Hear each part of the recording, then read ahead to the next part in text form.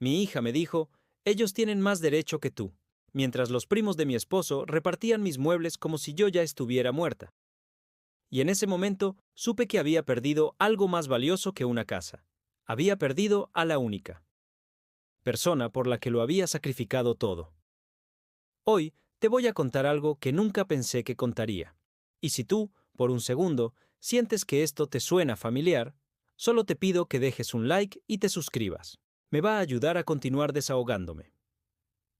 Era un lunes por la mañana en Ciudad de México, y yo regresaba del mercado de San Juan con las piernas adoloridas y los brazos temblando de cargar las bolsas de mandado. A mis 72 años, cada escalón de la entrada a mi casa se había vuelto una pequeña montaña, pero era mi rutina de 40 años. La misma casa de la colonia Roma Norte donde crié a Lucía, donde cuidé a mi esposo durante su cáncer, donde había construido cada recuerdo que le daba sentido a mi existencia. Llevaba puesto mi vestido azul marino, el mismo que uso para ir al mercado desde hace años, con mis zapatos cómodos gastados en la punta, mi bolsa de tela desgastada colgando del brazo derecho mientras equilibraba las verduras frescas que había seleccionado cuidadosamente para la comida de mi hija. Porque sí, cada lunes Lucía venía a comer conmigo. Era nuestro ritual sagrado desde que enviudé hace 3 años. Pero ese lunes, 3 coches desconocidos estaban estacionados frente a mi puerta. Un Tsuru blanco, una camioneta Lobo negra y un Jetta gris. Mi corazón comenzó a latir más fuerte, no por el esfuerzo de subir las escaleras, sino por esa intuición que solo las madres desarrollamos después de décadas de preocuparnos por nuestros hijos. Abrí la puerta con mi llave de siempre, una llave dorada que mi esposo Raúl había mandado hacer especialmente, con nuestras iniciales grabadas, y lo que vi me partió el alma en pedazos tan pequeños que hasta hoy sigo encontrando fragmentos enterrados en mi pecho. Los primos de mi difunto esposo, esos mismos que no aparecieron ni para el funeral, que no mandaron ni una corona de flores, que nunca preguntaron cómo estaba durante los meses más oscuros de mi duelo, estaban en mi sala, desmontando mis muebles. Los mismos muebles que había limpiado religiosamente cada sábado durante 4 décadas. Los mismos que guardaban el aroma de mi hogar, las huellas invisibles de mi vida. Roberto, el primo mayor, tenía en las manos mi lámpara de noche, esa que mi madre me había regalado cuando me casé, con su pantalla de tela bordada a mano. Mientras que sus hijos desenroscaban las patas de mi mesa del comedor. Esa mesa donde Lucía había hecho su tarea de primaria, donde habíamos cenado en Nochebuena durante 30 años, donde mi esposo y yo tomábamos café cada mañana antes de que el cáncer se lo llevara. ¿Pero qué están haciendo aquí?, les pregunté, y mi voz sonó tan frágil que hasta yo me asusté. Las bolsas del mandado se me resbalaron de las manos y los jitomates rodaron por el suelo como pequeñas pelotas rojas, manchando las losetas que había trapeado apenas el día anterior.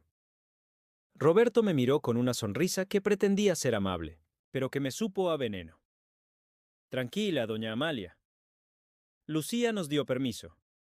Nos dijo que esto ya no era suyo, que necesitaba ayuda para desocupar. Desocupar. Como si mi casa fuera un edificio abandonado. Como si yo fuera una inquilina morosa. Y ahí, parada en la entrada de mi propia sala, con mi vestido arrugado por el mercado y mis zapatos llenos de polvo, vi a mi hija.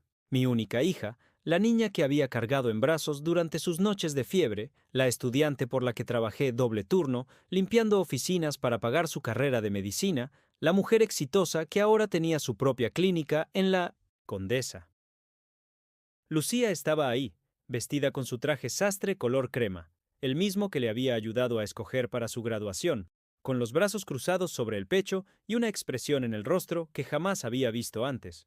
Una mezcla de fastidio y determinación que me hizo sentir como una extraña en mi propia vida. ¿Lucía?, susurré, y en esa palabra puse toda la confusión, todo el miedo, toda la incredulidad que me estaba consumiendo por dentro. ¿Por qué? ¿Qué está pasando aquí? Mi hija suspiró, como si le molestara tener que explicarme algo obvio, como si yo fuera una niña terca que no entiende las reglas del mundo adulto. Mamá, ellos tienen más derecho que tú.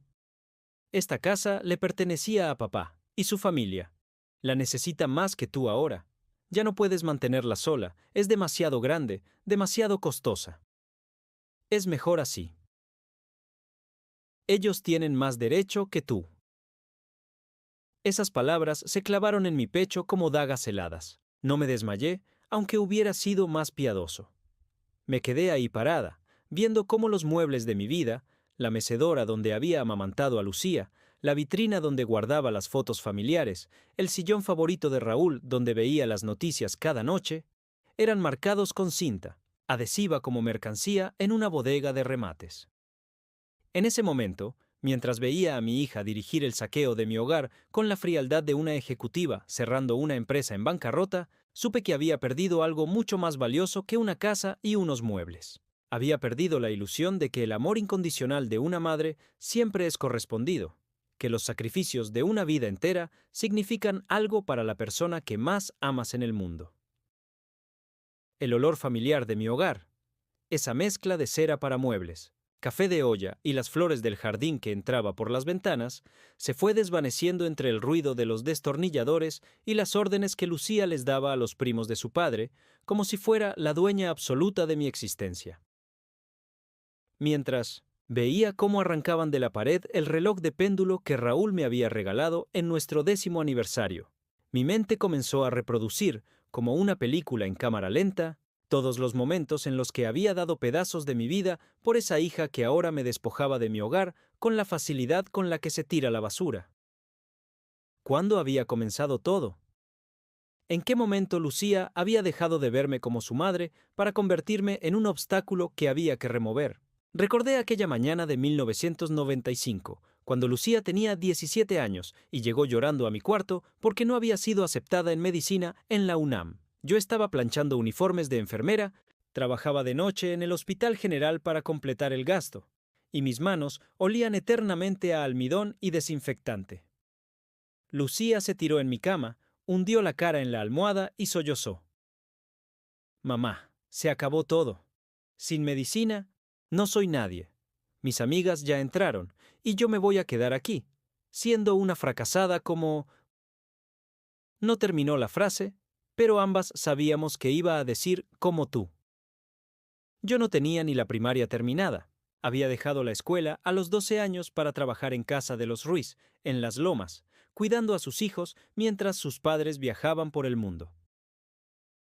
Esa noche no dormí. Me quedé en la cocina, haciendo cuentas en una libreta desgastada, sumando y restando cifras que nunca me daban el resultado que necesitaba. La colegiatura de medicina en una universidad privada costaba más de lo que Raúl y yo ganábamos en 6 meses. Pero a las 5 de la mañana, mientras hacía café de olla para mi esposo antes de que se fuera a su trabajo en la fábrica textil, había tomado una decisión. Le dije a Raúl, vamos a vender el terreno de Tlaxcala.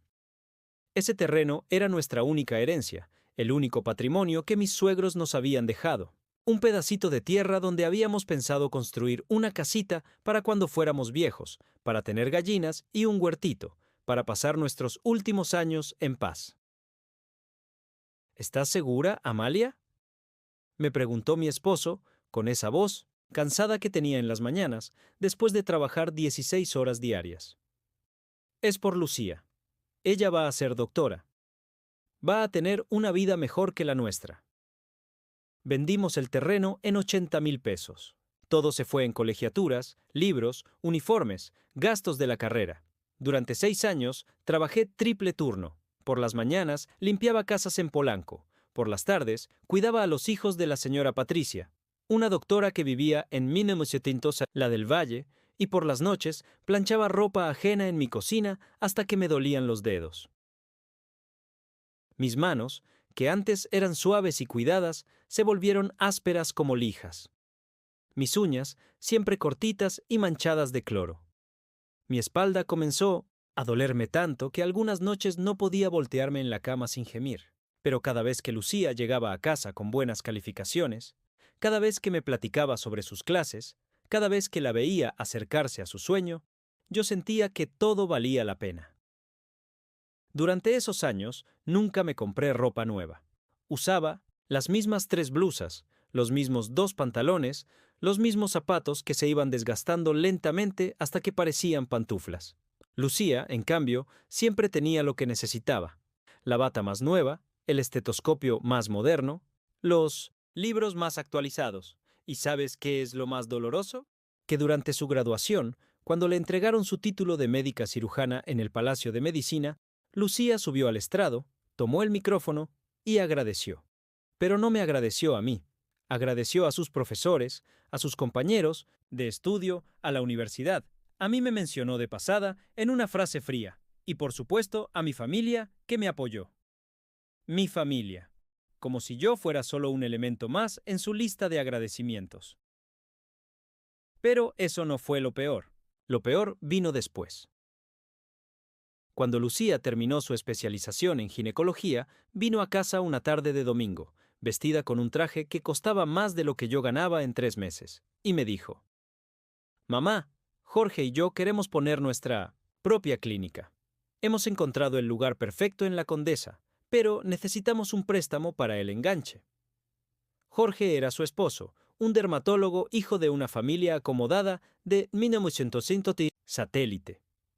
Un hombre que siempre me hablaba con esa cortesía forzada que usan los ricos con la servidumbre, que nunca se quedaba a comer cuando venía a visitarnos porque decía que tenía compromisos. ¿Cuánto necesitan?, le pregunté, aunque sabía que la cifra iba a ser imposible para nosotros. 200,000 pesos. Sé que es mucho, pero, mami, es una inversión. En 2 años te los devolvemos con intereses. 200,000 pesos.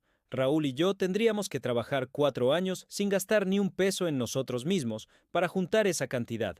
Pero cuando vi la ilusión en los ojos de mi hija, cuando escuché cómo me explicaba sus planes, cómo me describía la clínica que iba a tener, no pude decirle que no.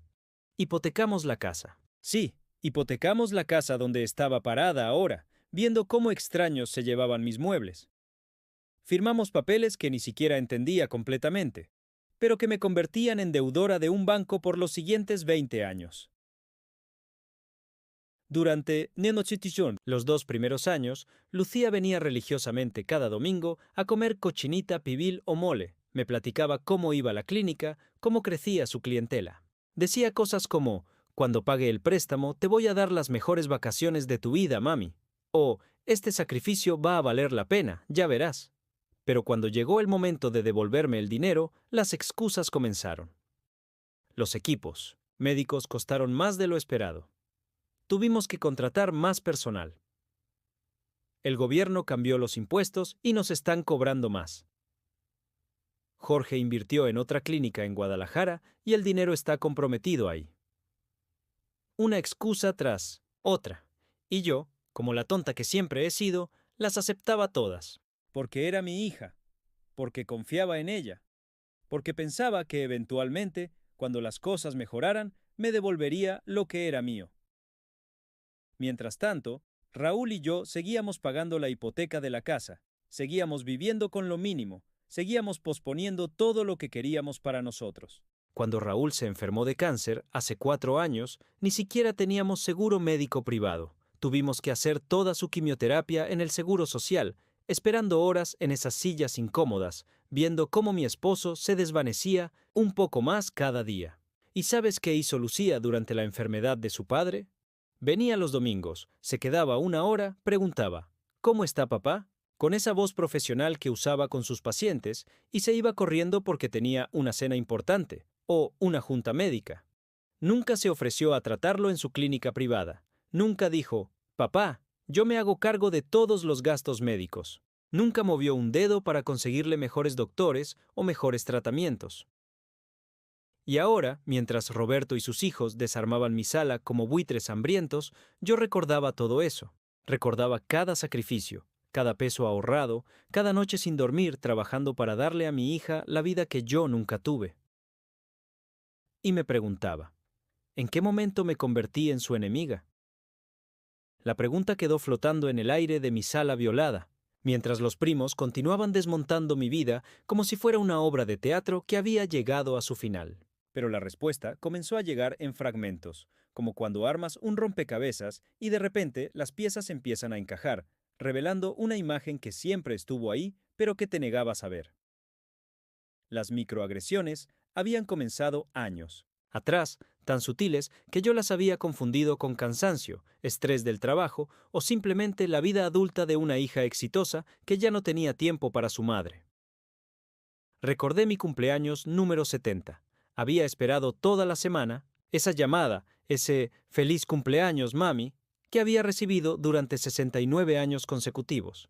Preparé mi pozole favorito, el mismo que le encantaba cuando era niña, y puse la mesa para 2 personas, con los platos buenos que solo sacaba en ocasiones especiales. Esperé hasta las 11 de la noche. Nada.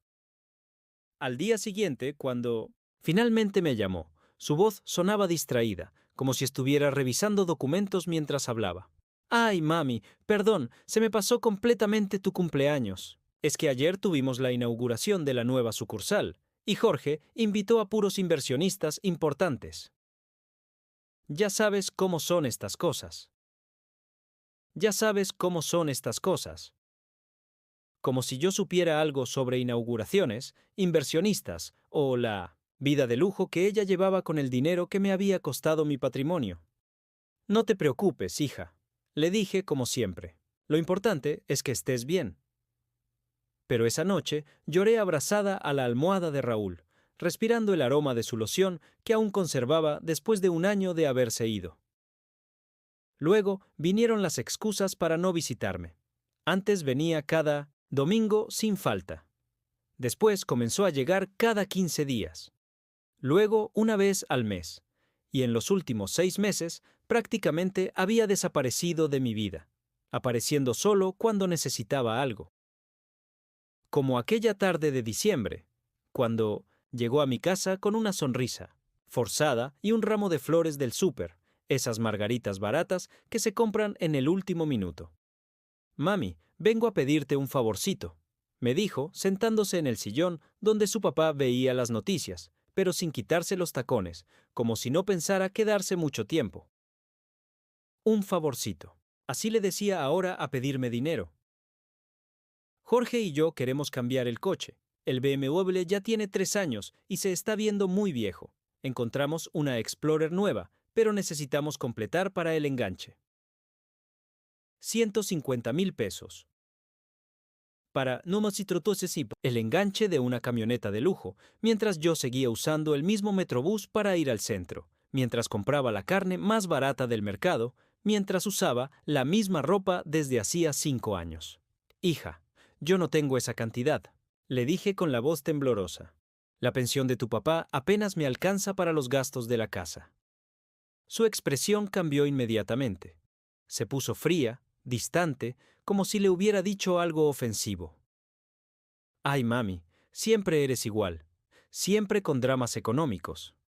Yo sé que tienes dinero guardado. Todas las señoras de tu edad tienen sus cochinitos escondidos.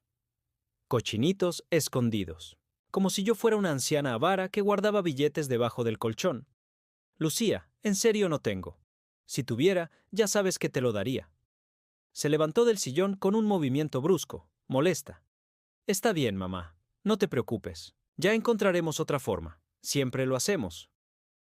Y se fue, sin despedirse, sin preguntar cómo estaba, sin quedarse siquiera a tomar un café.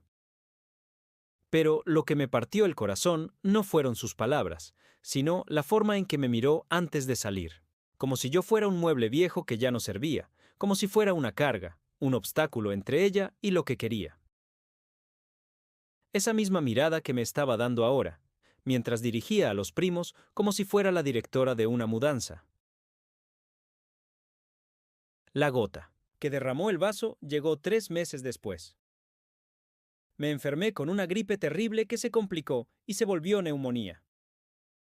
Estuve 5 días en cama, con fiebre tan alta que deliraba, hablando con Raúl como si aún estuviera ahí conmigo.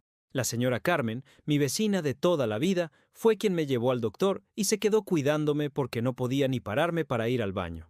Le marqué a Lucía desde el teléfono de Carmen. Le expliqué que estaba muy enferma, que el doctor dijo que era peligroso a mi edad, que necesitaba ayuda. Ay, mami, qué mala suerte. Justo ahorita Jorge y yo estamos en Cancún, en un congreso médico súper importante. Regresamos hasta el jueves, pero ya sabes que la señora Carmen te va a cuidar bien, ¿verdad? Un congreso médico. Después me enteré por Facebook. Sí, yo también tengo Facebook, aunque mi hija piense que soy una anciana inútil, que habían estado en un resort de 5 estrellas, en unas vacaciones merecidas después de tanto trabajo. Mientras, yo agonizaba con neumonía, ella estaba tomando piñas coladas en la playa. Cuando regresó de su viaje, vino a visitarme con una caja de medicamentos genéricos que había comprado en la farmacia del doctor Simi. Te traje esto para que te mejores, mami. Son antibióticos muy buenos. Antibióticos de 50 pesos, cuando ella manejaba una clínica que facturaba millones al año. Pero el golpe final, el momento en que finalmente entendí quién era realmente mi hija, llegó ayer por la noche. Había ido al baño y cuando regresé a mi cuarto, escuché voces en la sala. Lucía estaba ahí con Jorge, hablando por teléfono con alguien. Me quedé detrás de la puerta, escuchando sin querer, como cuando era niña y oía las conversaciones de 1901, los adultos. No, Roberto, te digo que es el momento perfecto, decía Lucía con esa voz de ejecutiva que usaba en su clínica. Mi mamá ya está muy grande, ya no puede mantener esta casa sola. Está empezando a mostrar signos de, ya sabes, deterioro mental. Deterioro mental. Yo, que llevaba las cuentas de la casa al centavo, que recordaba perfectamente todos los cumpleaños, que podía recitarte de memoria las recetas de cocina que mi abuela me enseñó hace 50 años. Además, continuó, legalmente la casa le pertenecía a mi papá, y ustedes son familia directa. Tienen más derecho que ella a quedársela. Jorge, la interrumpió. ¿Y si se pone difícil? ¿Y si no quiere irse? Lucía se rió. Una risa fría, calculadora, que jamás había escuchado salir de la boca de mi niña. Mi mamá, por favor. Ella nunca se ha puesto difícil en toda su vida. Es una mujer que siempre dice que sí a todo. Además, cuando vea que no tiene opción, va a entender que es lo mejor para todos. Para todos. Para todos, menos para mí.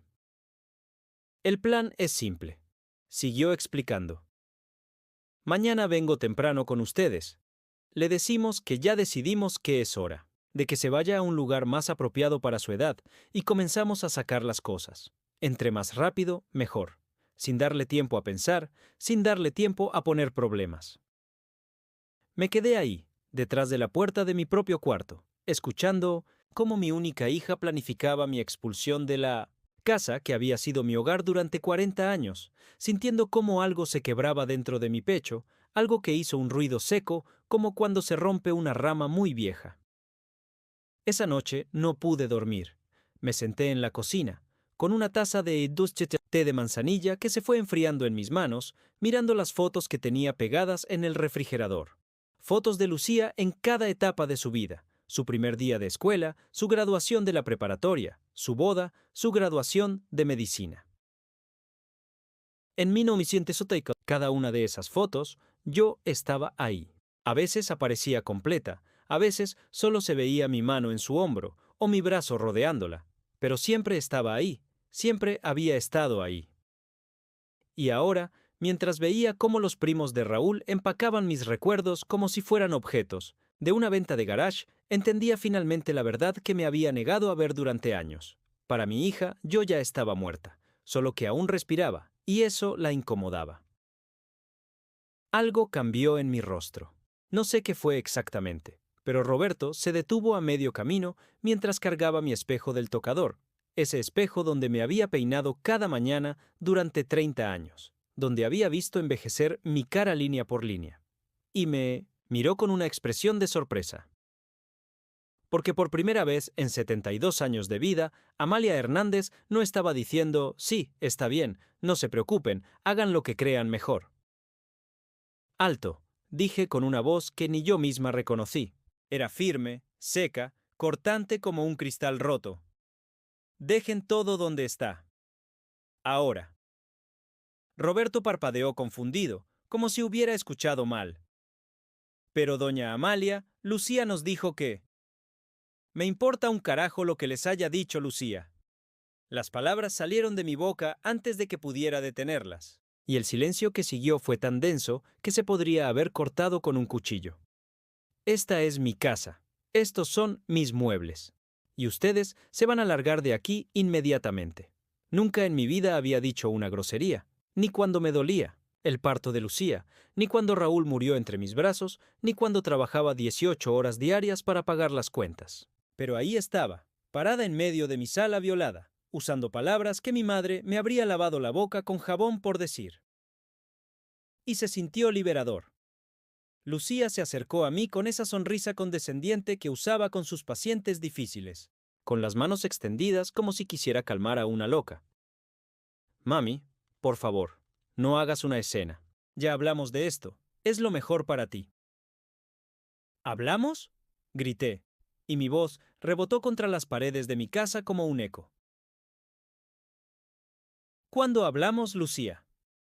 Cuando me preguntaste si quería que tu familia política se llevara todo lo que he construido en mi vida. Los primos se miraron entre ellos, incómodos. Claramente esperaban encontrarse con una viejita sumisa que aceptaría todo sin chistar, no con una mujer que acababa de despertarse después de décadas de sueño. Mamá, baja la voz, me dijo Lucía con los dientes apretados, mirando nerviosa hacia la ventana. Los vecinos van a escuchar. Los vecinos le preocupaban más, los vecinos, que el hecho de estar robándome mi hogar. ¡Que escuchen! Grité aún más fuerte, abriendo la puerta de par en par. ¡Que escuchen todos cómo mi hija me está corriendo de mi propia casa! La señora Carmen asomó la cabeza por su ventana, y don Esteban salió a su jardín fingiendo regar las plantas, pero claramente espiando. Perfecto. Que vieran la clase de hija que había criado. Jorge, que hasta ese momento había permanecido. En silencio, revisando algo en su teléfono, finalmente levantó la mirada y me habló con esa voz pausada y arrogante que siempre me había molestado. Señora Amalia, entiendo que esto es difícil, pero usted ya no está en edad de vivir sola en una casa tan grande. Sería irresponsable de nuestra parte permitir que... ¿Irresponsable? Lo interrumpí, y por primera vez en los 12 años que llevaba casado, con mi hija, le hablé sin el respeto forzado que había mantenido por ser el esposo de Lucías. Lo que es irresponsable es que un hombre que maneja una camioneta de 1.000.000 de pesos venga a robarle los muebles a una viuda de 70 años. Jorge se puso rojo como un jitomate. No estaba acostumbrado a que nadie le hablara así, mucho, menos una simple ama de casa como yo. Señora, no estamos robando nada. Estamos ayudando a redistribuir los bienes familiares de manera más equitativa. ¡Equitativa! Me carcajeé, pero no era una risa de alegría, sino de indignación, pura. ¿Dónde estaban ustedes cuando Raúl se estaba muriendo? ¿Dónde estaban cuando necesité ayuda para pagar sus medicinas? ¿Dónde estaban cuando trabajé como burro para mantener esta casa durante 40 años? Roberto intentó mediar, usando el mismo tono paternalista que había usado cuando llegó. Doña Amalia, cálmese. Nosotros solo queremos lo mejor para usted. Lucía nos contó que últimamente ha estado confundida, que a veces olvida cosas, que... ¿Confundida? Mi voz salió como un rugido. Lo único que estaba confundida era creyendo que mi hija me amaba. Pero ahora veo clarísimo quién es cada uno de ustedes. Lucía cambió de táctica. Sus ojos se llenaron de lágrimas de cocodrilo y su voz tomó ese tono dulce y manipulador que había perfeccionado durante años. Mami, por favor, no digas esas cosas horribles. Tú sabes que yo te amo. Todo lo que estoy haciendo es por tu bien. La casa es muy grande para ti, muy costosa de mantener. En un lugar más pequeño vas a estar más cómoda, más segura. ¿Más segura? La miré directamente a los ojos y por primera vez en su vida adulta vi que mi hija se encogió ante mi mirada. ¿Sabes dónde me siento más segura, Lucía? En la casa que construí con mis propias manos, con el dinero que gané limpiando la mugre de otros, con los muebles que compré peso por peso, centavo por centavo. Pero entonces, Lucía hizo lo que siempre hacía cuando las cosas no salían como ella quería. Se victimizó. Ya no puedo más con esto. Sollozó dramáticamente. Llevo años preocupándome por ti, Años tratando de cuidarte y así me pagas, con gritos, con insultos, con esta actitud maníaca. Actitud maníaca. Eso es lo que ella llamaba a una mujer defendiendo lo suyo. Jorge, llévame de aquí, le dijo a su esposo con voz quebrada. Ya veo que mi mamá prefiere vivir en el pasado que aceptar la realidad. Cuando se le pase la rabieta, tal vez podremos hablar como adultos civilizados. Rabieta. 72 años de vida y mi hija llamaba rabieta a mi primer acto de dignidad. Los primos comenzaron a recoger sus herramientas, claramente incómodos con la situación. Roberto se acercó a mí una última vez. Doña Amalia, mire, nosotros no queremos problemas. Si usted no está de acuerdo, pues podemos hablar esto en familia, con calma. No hay nada que hablar, les dije, señalando hacia la puerta. Y definitivamente no somos familia. La familia se preocupa por uno cuando está enfermo. La familia no desaparece cuando necesitas ayuda. La familia no planea a tus espaldas cómo deshacerse de ti. Antes de salir, Lucía se volteó hacia mí con una expresión que nunca había visto antes en su cara. Una mezcla de desprecio y amenaza que me heló la sangre. Está bien, mamá. Si quieres ponerte difícil, vamos a poner las cosas claras. Esta casa está a nombre de mi papá, y yo soy su heredera legal. Tú no tienes ningún derecho sobre nada de lo que hay aquí. Si quieres quedarte, vas a tener que demostrar que puedes mantenerla. Y ambas sabemos que con tu pensión ridícula, eso es imposible. Ahí estaba la verdad. Sin máscaras, sin teatro, sin lágrimas falsas. Mi hija me había estado preparando para este momento durante meses, quizás años. Todo había sido calculado, las visitas espaciadas para que me acostumbrara a estar sola, las preguntas sobre mis olvidos para crear el argumento del deterioro mental, las referencias constantes a lo costosa que era la casa para crear la justificación económica. Tienes 3 días para pensarlo bien, me dijo desde la puerta, como una desconocida. 3 días para decidir si quieres hacer esto por las buenas o si prefieres que sea el abogado quien te explique cómo están realmente las cosas. Y se fueron. Todos. Dejándome sola en mi sala semidestruida, rodeada de muebles a medio desmontar, y el eco de las palabras más crueles que había escuchado en mi vida. Pero por primera vez en décadas, no lloré. En lugar de eso, caminé hacia mi cocina, puse agua a hervir para un té y saqué de la alacena una caja de galletas que había estado guardando para una ocasión especial. A los 72 años, finalmente había entendido que no hay ocasión más especial que el día que decides dejar de permitir que te pisoteen. Mientras esperaba a que hirviera el agua, miré hacia el teléfono y recordé algo que había olvidado por completo. El nombre de la abogada que me había ayudado 5 años atrás cuando el vecino de atrás intentó robarse un pedazo de mi jardín.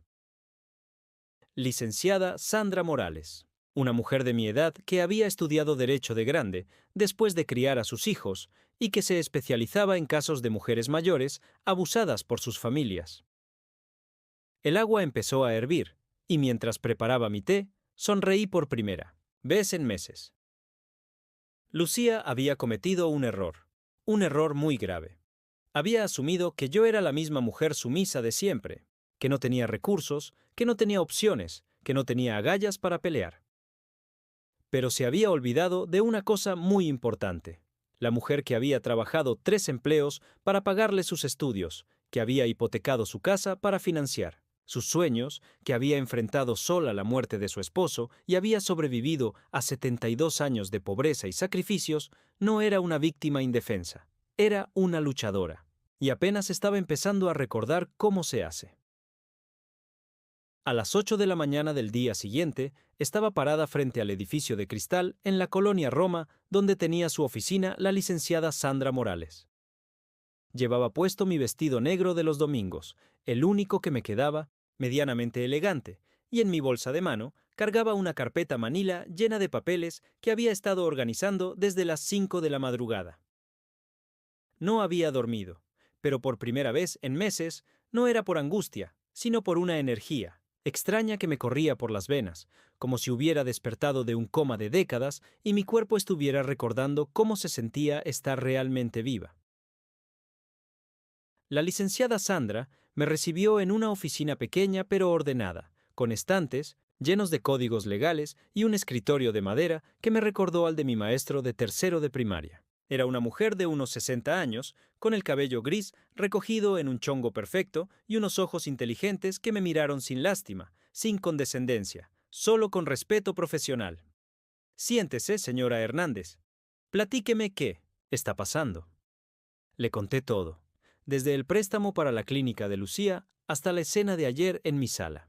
Le mostré los documentos que había guardado durante años, el acta de matrimonio que demostraba el régimen de bienes mancomunados, las escrituras de la casa a nombre de Raúl y mío, los recibos de los pagos de la hipoteca que habíamos hecho, juntos, las transferencias bancarias a nombre de Lucía. Sandra revisó cada papel con la meticulosidad de un detective, haciendo anotaciones en una libreta amarilla. Señora Amalia, me dijo después de media hora de silencio.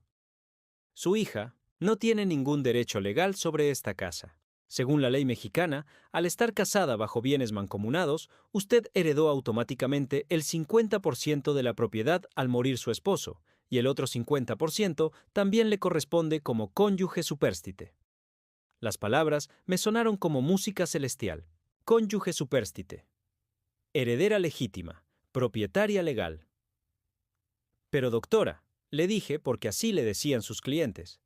Mi hija dice que ella es la heredera directa de su papá. Sandra sonrió con la paciencia de alguien acostumbrada a explicar leyes a gente que había sido engañada por sus propias familias. Señora, en México, el cónyuge siempre tiene derecho preferente sobre los descendientes en materia de bienes inmuebles adquiridos durante el matrimonio. Su hija podrá heredar cuando usted muera, pero mientras usted viva, esa casa es suya y de nadie más. Suya y de nadie más. Salí de esa oficina con una demanda de reconocimiento de propiedad, una orden de restricción temporal contra Lucía y los primos y algo que no había sentido en años. Poder. Mi siguiente parada fue el Banco Azteca de la esquina. Ahí, con la ayuda de un ejecutivo joven que me trató con una cortesía que ya había olvidado que existía, abrí mi primera cuenta bancaria personal. Durante 40 años, todo mi dinero había pasado por la cuenta mancomunada que manejaba Raúl y después por una cuenta que Lucía había organizado para ayudarme con mis finanzas. ¿Quiere que transfiramos su pensión a esta nueva cuenta?, me preguntó el ejecutivo. Sí, le respondí sin dudarlo. Y quiero cancelar todos los accesos que otras personas tengan a mis cuentas anteriores. Esa misma tarde cambié las chapas de mi casa. El cerrajero, un señor mayor que me recordó a Raúl, trabajó durante 2 horas instalando cerraduras nuevas, modernas, que solo yo podía abrir. ¿Está segura de que no quiere dejar una copia para algún familiar?, me preguntó mientras terminaba. Estoy completamente segura, le respondí. Por primera vez en mi vida, estoy segura de algo. Cuando terminó el trabajo y se fue el cerrajero, me quedé sola en mi casa transformada. Los muebles que los primos no habían alcanzado a llevarse estaban exactamente donde yo los había dejado, durante décadas. Mi sillón favorito, mi mesa de centro con las revistas de cocina, mi televisión pequeña pero suficiente. Pero todo se sentía diferente. No porque hubiera cambiado físicamente, sino porque por primera vez en mi vida adulta, este espacio era completamente mío. Nadie podía entrar sin mi permiso. Nadie podía llevarse nada sin mi autorización. Nadie podía echarme de aquí nunca más. Me serví un vaso de agua fresca y me senté en mi sala, mirando hacia la ventana que daba al jardín donde había plantado rosas hace 20 años. Esas rosas que había cuidado con tanto amor, que había regado cada mañana antes de irme a trabajar, que habían florecido año tras año sin pedirme nada más que un poco de atención. Como yo había florecido durante 70 años sin pedir nada más que un poco de amor verdadero. El teléfono sonó 3 veces. 4. 5. Yo sabía que era Lucía. Había visto su nombre en la pantalla. Pero por primera vez en décadas no corrí a contestar. Me quedé sentada, tomando mi agua, escuchando cómo el teléfono dejaba de sonar. ¡Qué silencio! Tan hermoso. Al día siguiente, me levanté a las 9 de la mañana, no a las 5:30 como había hecho durante 40 años para preparar el desayuno de Raúl para tener todo listo antes de irme a trabajar. A las 9, porque era la hora que mi cuerpo quería despertar.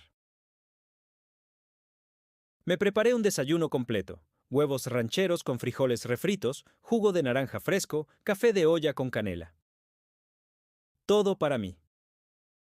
Sin prisa, sin estar pensando en qué necesitaba hacer después, sin estar calculando cuánto tiempo tenía antes de que alguien más necesitara mi atención.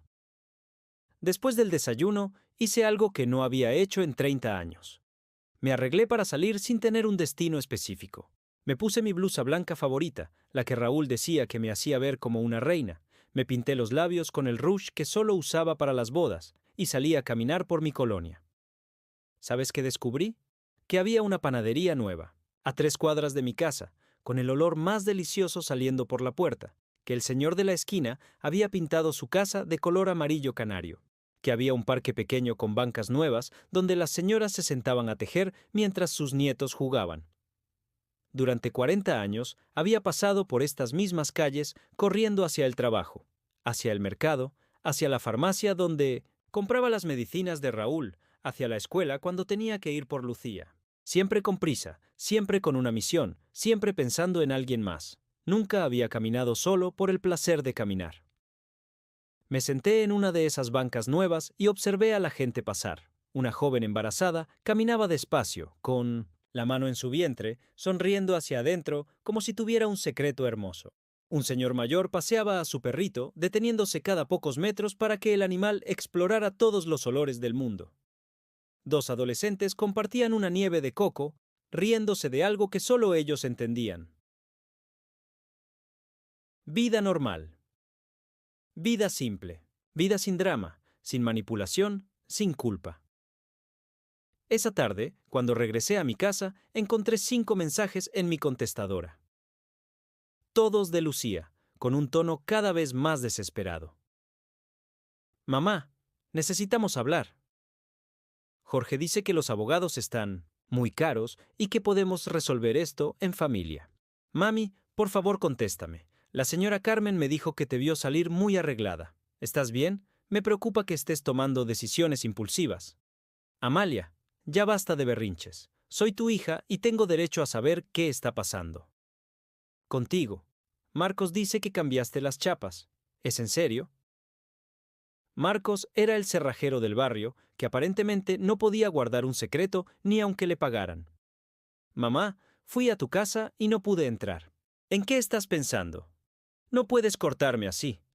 Después de todo lo que hemos pasado juntas, ¿así me pagas? El último mensaje era diferente. Su voz sonaba rota, pero no con el dolor genuino de quien ha perdido algo importante, sino con la frustración de alguien que ha perdido el control. Está bien, mamá. Si quieres jugar a la guerra, vamos a jugar a la guerra. Pero recuerda que yo conozco todos tus secretos, todas tus debilidades, y que tengo recursos que tú no tienes. Esto no va a terminar como tú crees. Borré todos los mensajes. Esa noche, cené frente a la televisión, algo que nunca me había permitido hacer porque Raúl decía que era de mala educación. Viendo una telenovela donde la protagonista también tenía una hija mal agradecida, pero donde todo se resolvía con abrazos y lágrimas de reconciliación en el último capítulo. La vida real, pensé mientras mordía una quesadilla que sabía a libertad, era mucho más complicada que las telenovelas. Pero también era mucho más honesta. Antes de irme a dormir, me paré frente al espejo del baño y me miré realmente por primera vez en años. No para verificar si tenía alguna mancha en la cara o si mi cabello estaba peinado, sino para conocerme. Vi a una mujer, de 72 años, con arrugas alrededor de los ojos que hablaban de décadas de sonrisas forzadas, pero también de algunas sonrisas verdaderas. Vi manos trabajadoras, fuertes, con callos que contaban la historia de una vida de esfuerzo. Vi una mujer que había sobrevivido a la pobreza, a la viudez, a la traición de su propia hija. y por primera vez me gustó lo que vi. Buenas noches, Amalia, me dije a mi reflejo. Mañana vamos a seguir aprendiendo quién eres realmente. El sábado por la mañana, mientras regaba mis rosas con la calma de quien por fin había encontrado su ritmo natural de vida, escuché el rugido de varios motores llegando a mi calle. Desde la ventana de mi cocina pude ver la caravana que se estacionaba frente a mi casa. La Explorer negra de Lucía y Jorge, el Tsuru blanco de Roberto, la camioneta Lobo de sus hijos y un coche que no reconocía. Un Sentra gris del que bajó una mujer elegante con portafolio. Mi hija había traído a su propia abogada. Vinieron preparados para la guerra. Yo también. Durante los 3 días que habían pasado desde mi última conversación con la licenciada Sandra, no había estado, de brazos cruzados. Había organizado cada documento que demostraba mi propiedad sobre la casa, cada recibo que probaba mis aportaciones económicas al patrimonio familiar, cada transferencia que había hecho a favor de Lucía durante los últimos 20 años. Pero más importante, había organizado mi corazón. Tocaron el timbre con la insistencia de quien cree tener derecho a entrar. 1, 2, 3 toques largos que me habrían hecho correr hacia la puerta hace una semana. Ahora me sirvió tranquilamente mi café de la mañana, me acomodé la blusa y caminé hacia la entrada con la serenidad de una reina recibiendo súbditos rebeldes en su palacio. Abrí la puerta sin quitar la cadena de seguridad. Buenos días, dije con una cortesía helada que pareció desconcertar a todo el grupo. Lucía estaba al frente, vestida con un traje sastre color vino que probablemente había costado más de lo que yo gastaba en comida en 2 meses. A su lado, Jorge llevaba su sonrisa de vendedor de seguros, esa que usaba cuando quería convencer a alguien de que lo que iba a hacer era por su propio bien. Detrás de ellos, los primos de Raúl parecían incómodos, como si hubieran entendido que esto se había salido de control. «Mamá, necesitamos hablar», dijo Lucía con voz firme pero controlada. «Te traje a la licenciada Martínez para que entiendas mejor la situación legal». La abogada dio un paso adelante, una mujer de unos 40 años con tacones altos y una sonrisa profesional que no llegaba a sus ojos. «Señora Hernández, soy Mónica Martínez, abogada de su hija. Vengo a explicarle sus opciones para resolver este malentendido de manera civilizada». Malentendido. Como si defender mi propia casa fuera una confusión de mi parte. «No hay ningún malentendido», respondí, sin mover la cadena. «Esta es mi casa. Ustedes no están invitados y no tengo nada que hablar con ninguno de ustedes». «Mami, por favor». Lucía cambió su tono a esa voz dulce y manipuladora que había perfeccionado durante décadas. «No seas terca. Solo queremos lo mejor para ti. Abre la puerta y vamos a platicar como familia». ¿Familia? Dejé escapar una risa seca. Las familias no planean a escondidas cómo deshacerse de sus madres. Las familias no roban muebles mientras una está en el mercado. Las familias no amenazan con abogados a una viuda de 70 años. Jorge intentó usar su voz de hombre razonable. «Señora Amalia, entendemos que está molesta, pero necesita ser práctica. Esta casa es demasiado grande para usted, muy costosa de mantener. Hemos encontrado un lugar muy bonito en una residencia para adultos mayores, con enfermería las 24 horas, actividades recreativas. Un asilo». Lo interrumpí. «Díganle por su nombre. Quieren meterme a un asilo para quedarse con mi casa». La licenciada Martínez sacó unos papeles de su portafolio. «Señora Hernández, he revisado la documentación, y aunque es cierto que usted tiene derechos sobre la propiedad, también es cierto que su hija tiene argumentos legales válidos. La mejor opción para todos sería llegar a un acuerdo extrajudicial que...» «No», dije con una firmeza que me sorprendió incluso a mí. «No hay acuerdos, no hay negociaciones. Esta es mi casa. Punto». Fue entonces cuando Lucía perdió la compostura que había estado manteniendo. Su máscara de hija preocupada se desplomó y apareció la verdadera mujer que había estado escondiendo. «Ya, basta, mamá», Gritó con una furia que hizo que hasta los primos dieran un paso atrás. Deja de hacerte la víctima. Toda tu vida ha sido una carga para todos. Papá trabajó hasta matarse para mantener esta casa porque tú nunca fuiste capaz de aportar nada real. Sus palabras me golpearon como bofetadas, pero esta vez no me doblaron. Esta vez me enderezaron. ¿Una carga? Repetí con una calma mortal. ¿Una carga a la mujer que trabajó 18 horas diarias para pagarte la universidad? ¿Una carga a la que vendió el único terreno que tenía para financiar tu carrera? ¿Una carga a la que hipotecó esta casa para que tuvieras tu clínica? Eso era tu obligación, me gritó, y en ese momento supe que había perdido para siempre a la hija que creí haber criado. Era tu obligación como madre darnos todo, y ahora es tu obligación no estorbarnos cuando queremos seguir adelante. El silencio que siguió fue tan denso que se podía cortar. Hasta los vecinos que habían salido a espiar se quedaron callados. Cerré la puerta, quité la cadena y la volví a abrir completamente, pero no para invitarlos a pasar. Caminé hacia mi sala, tomé un álbum de fotos que había dejado preparado en la mesa de centro y regresé al portal. Ahí, frente a todos ellos, comencé a sacar las fotografías una por una. ¿Ves esta foto, Lucía? Le mostré una imagen de ella a los 5 años, sentada en mis piernas mientras le leía un cuento. Esta es la niña que me decía que yo era la mamá más bonita del mundo. Rompí la foto por la mitad y dejé que los pedazos cayeran al suelo. ¿Y esta? Saqué otra de su graduación de primaria. Esta es la niña que lloró cuando se me olvidó una vez recogerla a la escuela, porque pensó que la había abandonado. Le prometí que nunca la iba a abandonar. La rompí también. ¿Y esta otra? Una foto de su boda, donde yo aparecía sonriendo al 160 fondo mientras ella bailaba con Jorge.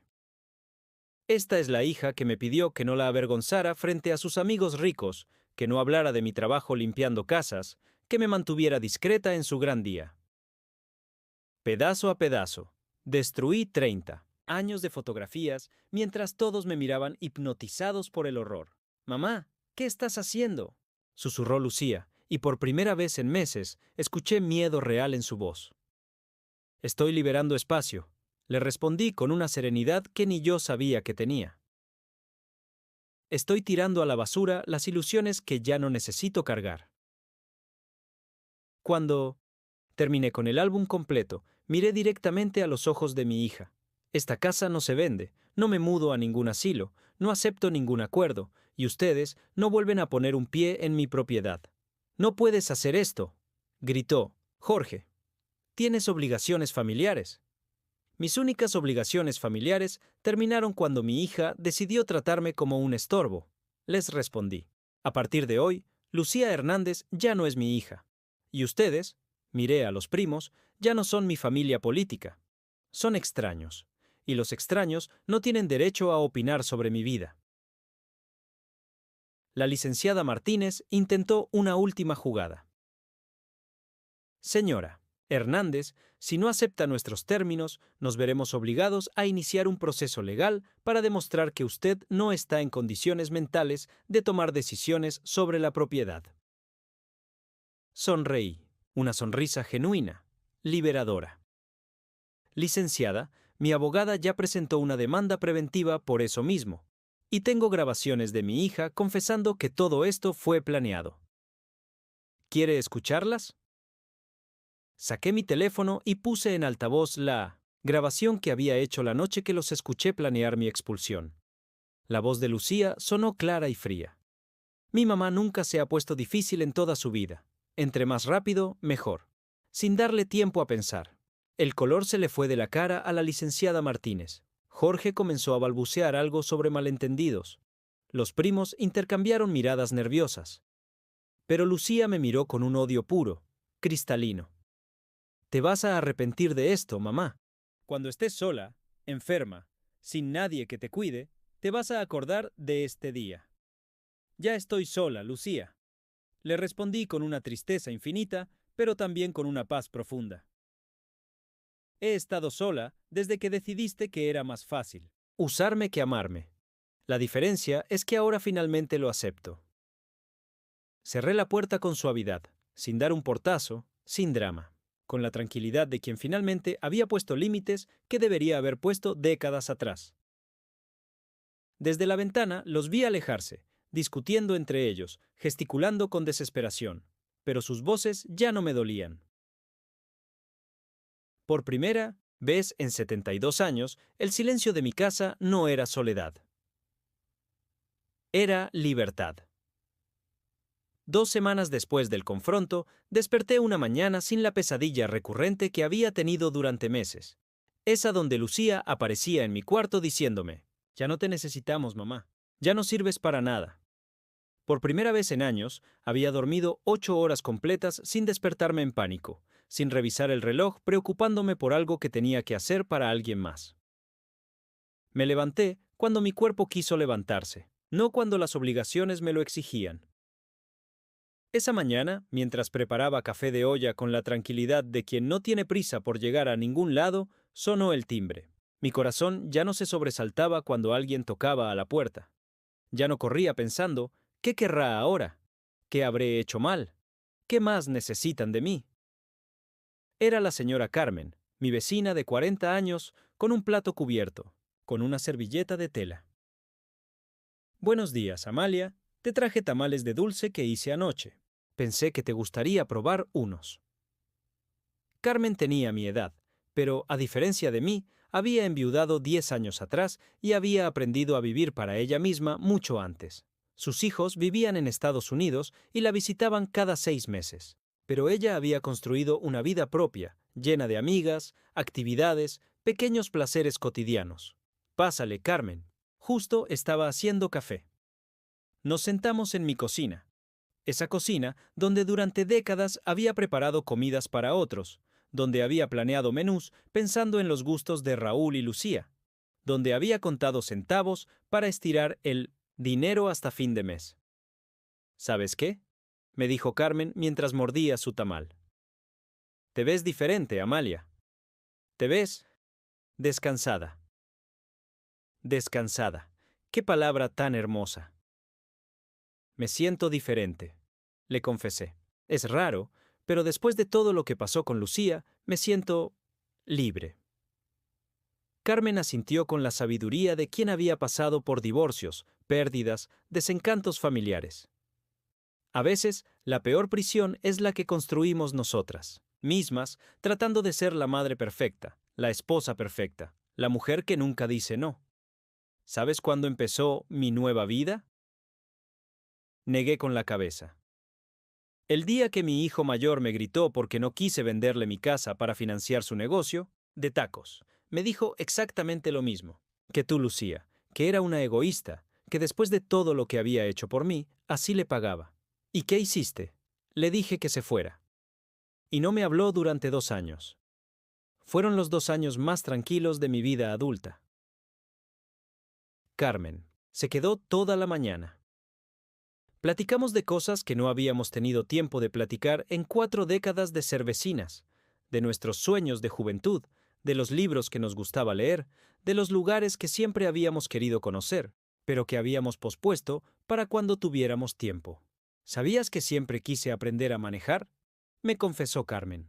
Raúl me ofreció enseñarme hace 20 años, pero yo decía que para qué, si tenía el transporte público. Nunca es tarde, le dije, sorprendiéndome de mi propia respuesta. Yo siempre quise aprender a usar la computadora. Lucía me decía que ya estaba muy vieja para esas cosas. Pues vamos juntas. En el DIF dan clases de computación para adultos mayores los martes y jueves. Y en la misma plaza hay una escuela de manejo. Esa tarde, por primera vez en mi vida, caminé hacia el centro comercial sin una lista de pendientes, sin estar calculando cuánto podía gastar, sin sentirme culpable por perder el tiempo. Entré a tiendas solo porque me daba la gana de ver qué había adentro. En una librería pequeña encontré un libro que me llamó la atención: Mujeres que corren con los lobos. En la contraportada hablaba de mujeres que habían recuperado su fuerza interior, su sabiduría ancestral, su capacidad de vivir sin pedir permiso. Lo compré, con mi propio dinero, de mi propia cuenta bancaria, porque quería leerlo. Esa noche, después de cenar quesadillas frente a la televisión, otro placer que me había prohibido durante décadas, abrí el libro y leí hasta las 2 de la madrugada, como una adolescente descubriendo un mundo nuevo, como una mujer de 72 años que finalmente se había dado permiso de hacer algo solo porque le daba placer. Al día siguiente, me inscribí en las clases de computación del DIF. La maestra era una chica de veintitantos años que me trataba con la paciencia y el respeto que Lucía nunca había tenido conmigo cuando intentaba explicarme cómo usar su teléfono. Señora Amalia, usted aprende muy rápido, me dijo después de mi tercera clase. ¿Ha pensado en abrir su propia cuenta de correo electrónico? Su propia cuenta. Como si fuera lo más natural del mundo que una mujer de mi edad tuviera sus propias cosas, sus propios espacios, su propia identidad digital. Esa tarde, cuando abrí mi primera cuenta de Gmail, amalia.hernandez.libre@gmail.com, sentí la misma emoción que había sentido cuando recibí mi primera identificación con derecho a voto hace 50 años. Carmen y yo nos inscribimos también en un taller de baile de salón que daban en el centro comunitario los sábados, por la mañana. No para conseguir pareja, sino porque nos daba risa la idea de hacer algo tan frívolo a nuestra edad. ¿Qué van a pensar nuestras familias?, me preguntó Carmen mientras practicábamos el paso básico del cha-cha-cha. Que finalmente aprendimos a vivir para nosotras, le respondí, y las dos nos reímos hasta que nos dolió el estómago. Pero el momento más importante de mi renacimiento llegó 3 semanas después, cuando recibí una llamada inesperada. Señora Amalia Hernández, habla la doctora Patricia Salinas, del Hospital General. ¿Se acuerda de mí? Claro que me acordaba. La doctora Patricia había sido jefa del área de pediatría cuando yo trabajaba ahí como intendente nocturna, hace más de 15 años. Una mujer brillante, exigente, pero siempre justa conmigo. Doctora Patricia, por supuesto que me acuerdo. ¿Cómo está usted? Muy bien, señora Amalia. Le hablo porque estamos implementando un programa nuevo en el hospital. Apoyo emocional para familiares de pacientes terminales. Necesitamos mujeres con experiencia de vida, con fortaleza emocional, que puedan acompañar a familias que están pasando por duelos difíciles. ¿Y por qué pensó en mí? Porque durante todos los años que trabajó aquí, vi cómo trataba a las familias de los niños enfermos. Vi su paciencia, su sabiduría, su capacidad de dar consuelo sin dar falsas esperanzas. Y porque sé que usted perdió a su esposo hace pocos años. Entender el dolor desde adentro es algo que no se puede enseñar. Un trabajo. No porque necesitara el dinero, mi pensión era suficiente para mis necesidades simples, sino porque alguien valoraba mi experiencia, mi fortaleza, mi capacidad de ayudar a otros. ¿Cuándo puedo empezar? 2 días después estaba de vuelta en el Hospital General, pero ya no como la mujer invisible que limpiaba pisos en la madrugada mientras los doctores importantes salvaban vidas. Ahora era Amalia Hernández, consejera de apoyo familiar, con pilos y 200, una credencial con mi foto y mi nombre, con un escritorio pequeño pero propio, con familias que me buscaban cuando necesitaban a alguien que entendiera su dolor. Mi primera familia fue una señora de mi edad cuyo nieto de 8 años tenía leucemia. Ella lloraba en la sala de espera, sintiéndose culpable porque no podía hacer nada para aliviarlo, sintiéndose inútil porque solo podía acompañar y rezar. Señora Rosa, le dije sentándome a su lado, ¿sabe cuál es el regalo más valioso que le puede dar a su nieto? Negó con la cabeza, secándose las lágrimas. Su presencia, su amor incondicional, su fuerza para estar ahí cuando él tenga miedo. Eso no es poco, eso es todo. Y mientras consolaba a la señora Rosa, entendí algo profundo. Todos los años que había cuidado a Raúl durante su enfermedad, todos los años que había acompañado dolor ajeno limpiando hospitales y casas, todos esos años que Lucía había despreciado como tiempo perdido en trabajos sin importancia, habían sido mi verdadera educación. Había aprendido a sostener el sufrimiento humano con las manos. Había desarrollado una sabiduría que ninguna universidad enseña, la capacidad de estar presente en el dolor sin huir, sin minimizar, sin ofrecer soluciones falsas. Por las noches, después de mis turnos en el hospital, regresaba a mi casa silenciosa y ya no sentía vacío. Sentía plenitud.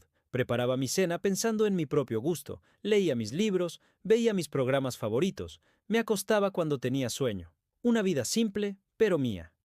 Una noche, mientras regaba mis rosas bajo las estrellas, algo que nunca había hecho antes porque siempre había pensado que regar de noche era improductivo. Me di cuenta de algo extraordinario. Ya no extrañaba a Lucía. Extrañaba a la hija que creí que tenía, pero no a la mujer que realmente era. Extrañaba la ilusión del amor, pero no la realidad del abuso. Y por primera vez en mi vida, eso estaba bien. Estaba más que bien. Era perfecto. 6 meses después de aquel confronto, que cambió mi vida para siempre, estoy sentada en mi jardín, una tarde de domingo, tomando café de olla en la taza favorita que había guardado para ocasiones especiales durante 20 años. Hoy entendí que cada día que despiertas libre de manipulación, cada día que vives según tus propias decisiones, cada día que te respetas a ti misma, es una ocasión especial. Mis rosas están más hermosas que nunca. Carmen dice que es porque ahora las riego con amor propio en lugar de lágrimas de sacrificio. Tiene razón. Todo lo que toco ahora florece de manera diferente, porque finalmente aprendí la lección más importante de mi vida. No puedes dar lo que no te das a ti misma. Esta mañana recibí una carta. Una carta de Lucía. No la esperaba. Durante estos 6 meses, ella había intentado contactarme 3 veces. La primera, 2 semanas después del confronto, con un mensaje de texto que decía: «Mamá, creo que ambas dijimos cosas que no sentíamos. Podemos arreglar esto». La segunda, un mes después, cuando aparentemente su negocio había tenido problemas y necesitaba dinero. La tercera, hace 2 meses, cuando se enteró por los vecinos que yo estaba trabajando en el hospital. A ninguna de esas aproximaciones respondí, no por rencor, sino porque finalmente había aprendido que algunas puertas, una vez cerradas, deben permanecer así para proteger la paz que tanto costó construir. Pero esta carta era diferente. Venía en un sobre elegante, con mi nombre escrito en la letra cuidadosa que Lucía usaba solo para documentos importantes. Dentro, 4 páginas escritas a mano, algo que ella no había hecho desde la secundaria. «Mamá», comenzaba. «He estado en terapia psicológica durante los últimos 3 meses. Leí toda la carta sentada en mi mecedora nueva. Sí, me compré una mecedora nueva con mi propio dinero, porque se me dio la gana de tener un lugar cómodo para leer». Lucía escribía sobre cómo había reflexionado sobre nuestro conflicto, sobre cómo se había dado cuenta de que tal vez había sido un poco dura conmigo, sobre cómo la terapia le había ayudado a entender que yo también tenía derechos y sentimientos. Un poco dura, tal vez. Derechos y sentimientos. Hasta en su intento de disculpa, minimizaba el daño que había causado. La carta continuaba explicándome cómo su matrimonio con Jorge estaba pasando por una crisis. Aparentemente, él había tenido una aventura con una de las recepcionistas de su clínica. Como el negocio había tenido dificultades financieras por malas inversiones, como se había dado cuenta de que necesitaba reconectar con su familia verdadera. Su familia verdadera. Después de haberme expulsado de esa categoría 6 meses, atrás. El párrafo final era el más revelador. «Mamá, sé que cometí errores, pero creo que podemos empezar de nuevo. He aprendido mucho sobre mí misma y sobre el valor de la familia. Jorge y yo estamos pensando en separarnos, y me gustaría poder contar contigo durante este proceso difícil. Después de todo, tú siempre has estado ahí para mí, y espero que puedas estar ahí ahora también». Ahí estaba. La razón real de la carta. No había aprendido nada. No había cambiado. Simplemente había calculado que me necesitaba de nuevo y había diseñado la aproximación que Nino Toshoko creía que funcionaría conmigo. La hija vulnerable que necesita a su mamá. Hace 6 meses, esa carta me habría hecho llorar de alivio. me habría convencido de que finalmente mi hija había entrado en razón, de que podíamos reparar nuestra relación, de que todo el dolor había valido la pena porque finalmente tendríamos nuestro final feliz de telenovela. Pero la mujer que leyó esa carta no era la misma que había estado dispuesta a aceptar migajas de afecto a cambio de años de abuso emocional. Doblé la carta cuidadosamente, la metí en el sobre y la puse en una caja donde guardaba otros documentos importantes. No para atesorarla, sino para recordar el día que la nostalgia intentara engañarme, exactamente quién era mi hija y cómo funcionaba su manipulación. Después, caminé hacia mi cocina, me serví un vaso de agua fresca y salí al jardín, a seguir disfrutando mi domingo. No le respondí a la carta, no porque estuviera enojada, sino porque había aprendido que el silencio también es una respuesta, y es, a veces, la respuesta más clara que puedes dar. Esa tarde, mientras ayudaba a Carmen a plantar nuevas flores en su jardín, habíamos decidido conectar nuestros jardines para crear un espacio común donde pudiéramos sentarnos a tomar café por las tardes. Le conté sobre la carta. ¿Y cómo te sentiste al leerla?, me preguntó. Nada, le respondí, sorprendiéndome de mi propia honestidad. No sentí dolor, no sentí esperanza, no sentí rabia, solo nada. Eso significa que estás curada, me dijo Carmen con esa sabiduría simple que solo viene de haber vivido lo suficiente. Cuando alguien que te lastimó ya no puede provocarte emociones fuertes, significa que su poder sobre ti terminó completamente. Tenía razón. Durante 70 años, cada palabra de Lucía había tenido el poder de alegrarme o destrozarme el día. Sus visitas eran la luz de mi semana. Sus ausencias eran mi tortura. Sus aprobaciones me validaban. Sus críticas me devastaban. Ahora, sus palabras eran solo eso. Palabras. Sonidos sin poder, tinta sin magia, manipulación sin víctima. Por las noches, cuando regreso del hospital después de haber consolado a familias que están perdiendo a sus seres queridos, cuando veo el dolor genuino de madres que darían cualquier cosa por un día más con sus hijos, pienso en la ironía de mi situación. Yo tengo una hija viva y saludable, pero tuve que aprender a estar en paz con haberla perdido emocionalmente para poder encontrar mi propia vida.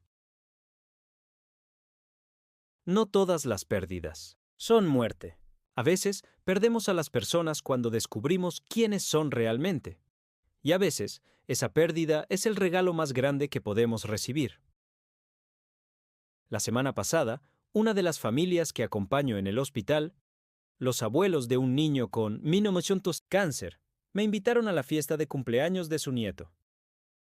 Usted es familia para nosotros, me dijo la abuela. Ha estado en los momentos más difíciles. Queremos que esté también en los momentos de alegría. Familia. No por sangre, no por obligación, no por manipulación emocional. Familia por elección, por cariño genuino, por respeto mutuo. Esa noche, viendo a ese niño soplar las velitas de su pastel rodeado de personas que lo amaban incondicionalmente, entendí algo que me tomó 72 años aprender. La familia real no es la que te toca por casualidad genética. La familia real es la que eliges cuando te das cuenta de que mereces ser tratada con dignidad. Carmen es mi familia. La doctora Patricia y mis compañeras del hospital son mi familia. La señora Rosa, cuyos nietos ahora me dicen abuela Amalia, es mi familia. El señor de la panadería que me guarda las conchas más frescas porque sabe que paso por ahí cada martes es mi familia. Esta nueva familia que he construido no me pide sacrificios imposibles, no me hace sentir culpable por tener límites, no confunde el amor con el abuso. Me quieren por quien soy, no por lo que puedo darles. Hace 3 días cumplí 73 años. Carmen organizó una pequeña fiesta en mi jardín, con las señoras del taller de baile, mis compañeras del hospital y algunos vecinos que se han vuelto amigos verdaderos. Cantamos, reímos, comimos pastel de 3 leches que hice yo misma porque quise hacerlo, no porque alguien me obligara. Por primera vez en mi vida, celebré mi cumpleaños siendo completamente yo misma, sin máscaras, sin complacer a nadie más que a mí. Y fue perfecto. Mientras escribo estas líneas en mi nuevo diario, sí, empecé a escribir un diario a los 73 años, porque nunca es tarde para conocerte mejor, me doy cuenta de que mi historia no es una historia de pérdida. Es una historia de encuentro. No perdí una hija. Encontré una madre. Mi propia madre. La madre que fui capaz de ser conmigo misma cuando finalmente aprendí a tratarme con el mismo amor incondicional que había dado a otros durante toda mi vida. Si alguien que está escuchando esta historia siente que le suena familiar, si reconoce el patrón del sacrificio infinito, de la culpa constante, del amor que se confunde con la obligación de dar hasta que no queda nada de ti, quiero decirle algo que me hubiera gustado escuchar hace 50 años. No es egoísta poner límites, no es cruel proteger tu paz, no es malo decir no a las personas que te aman solo por lo que puedes hacer por ellos, no por quién eres. El amor verdadero no exige sacrificios imposibles. El amor verdadero no usa la culpa como herramienta de control. El amor verdadero no te hace sentir que tienes que elegir entre ser tú misma o ser amada. Y si tienes que elegir entre tu dignidad y la aprobación de otros, elige siempre tu dignidad, porque al final del día, la persona con la que tienes que vivir para siempre eres tú. Ahora te hago una pregunta. ¿Has vivido alguna vez algo parecido a lo que te acabo de contar? ¿O conoces a alguien que haya pasado por una situación similar? Cuéntamelo en los comentarios. Y si esta historia te llegó al corazón, si sentiste que alguien necesita escucharla, dale like a este video y suscríbete al canal, porque este mensaje necesita llegar a todas las personas que están esperando el permiso para empezar a vivir su propia vida. Nunca es tarde para elegirte a ti mismo, nunca es tarde para empezar de nuevo, nunca es tarde para ser feliz. Yo lo aprendí a los 72 años. Y tú puedes aprenderlo hoy.